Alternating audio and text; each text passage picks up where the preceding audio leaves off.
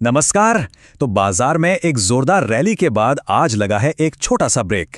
लेकिन सवाल ये है कि ये बस एक थकान है या फिर किसी बड़े तूफान से पहले की शांति। आज हम इसी ठहराव के पीछे छिपे हुए संकेतों को डिकोड करेंगे और ये समझने की कोशिश करेंगे कि बाजार अपनी अगली बड़ी चाल के लिए खुद को कैसे तैयार कर रहा है। देखिए, ये सिर्फ एक कहने की बात नहीं है, बल्कि आज के मार्केट एक्शन का पूरा सार इसी एक लाइन में है।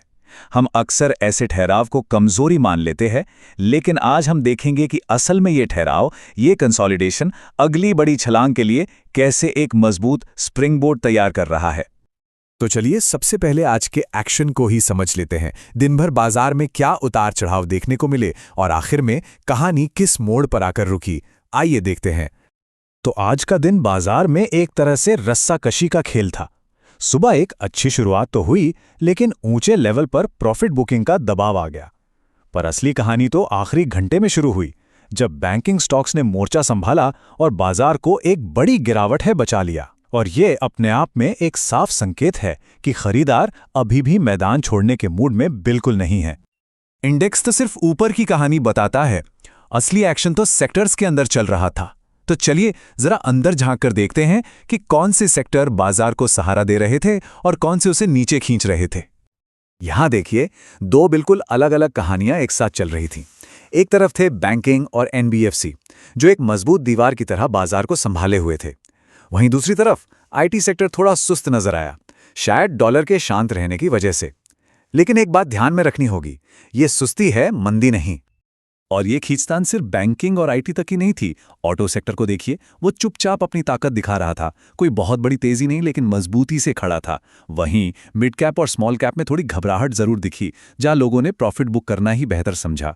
इससे साफ पता चलता है कि अब बड़े निवेशक क्वालिटी और सुरक्षित स्टॉक्स की तरफ अपना ध्यान लगा रहे हैं।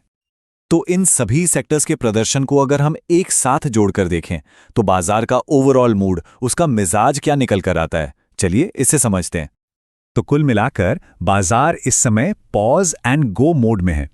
इसे ऐसे समझिए जैसे आप एक लंबी रेस दौड़ रहे हैं और बीच में सांस लेने के लिए बस एक छोटा सा ब्रेक लिया है।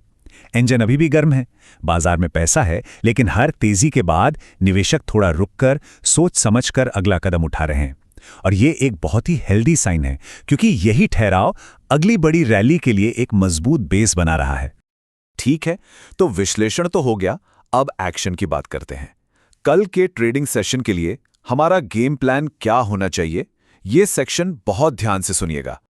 कल के लिए बस इन दो लेवल्स पर अपनी नजर बनाए रखिए। ऊपर की तरफ 26,400 से 26,450 एक मजबूत दीवार है।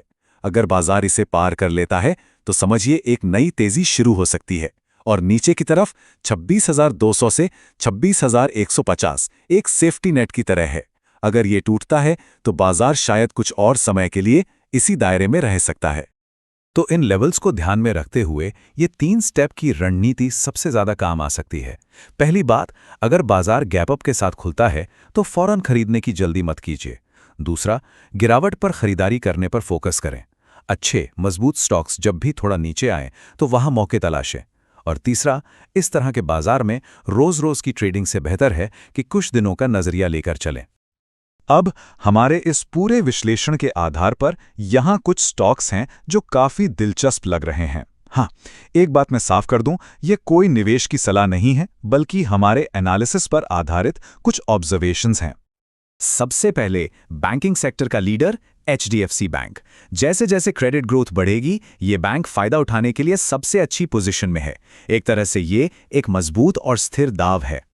दूसरा है आईसीआईसीआई बैंक, जो बड़े इंस्टीट्यूशनल इन्वेस्टर्स का पसंदीदा बना हुआ है। इसका चार्ट खुद ही अपनी कहानी बता रहा है, एक मजबूत अपट्रेंड और लगातार अच्छी परफॉर्मेंस। जब बाजार थोड़ा अनिश्चित हो तो मारुति जैसी कंपनियां एक सेफ हेवन की तरह होती हैं। डिमांड मजबूत है और ये अपनी इंडस्ट्री में सबसे आगे है। एलएनटी का मतलब है भारत का कंस्ट्रक्शन। देश में जैसे जैसे इंफ्रास्ट्रक्चर पर खर्च बढ़ेगा, एलएनटी की ग्रोथ स्टोरी और भी मजबूत होती जाएगी। और हाँ, आईटी सेक्टर भले ही अभी थोड़ा शांत है, लेकिन जब भी ये चलना शुरू करेगा तो इन्फोसिस जैसा दिग्गज सबसे आगे दौड़ेगा। ये उन स्टॉक्स में से है जिसे आप गिरावट में अपने पोर्टफोलियो में शामिल करने के बारे में सोच सकते हैं। और अब आखिर में सबसे जरूरी बात, इस तरह के बाजार में सही दिमाग और सही माइंडसेट के साथ कैसे काम करें, चलिए इस पर बात करते हैं। एक स्मार्ट इन्वेस्टर बनने के लिए इन बातों को हमेशा गांठ बांध कर रखें। पहली बात, याद रखें कि ये ठहराव बाजार के लिए अच्छा है। दूसरी, ज्यादा आत्मविश्वास में आकर या बहुत ज्यादा ट्रेड करके कोई गलती ना करें। और सबसे जरूरी नियम, अपनी पूंजी को बचाना सबसे पहली प्राथमिकता है, इसलिए हर ट्रेड में स्टॉप लॉस जरूर लगाएं। तो आज का दिन एक ठहराव का था, लेकिन ये सिर्फ एक कॉमा है, फुल स्टॉप नहीं। बाजार बस अगली तेजी के लिए एनर्जी इकट्ठा कर रहा है। कल 26,400 के लेवल पर नजर रखनी होगी।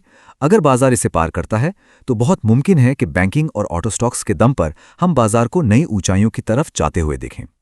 तो क्या कल वो बड़ा दिन होगा? इसका जवाब हमें कल ही मिलेगा।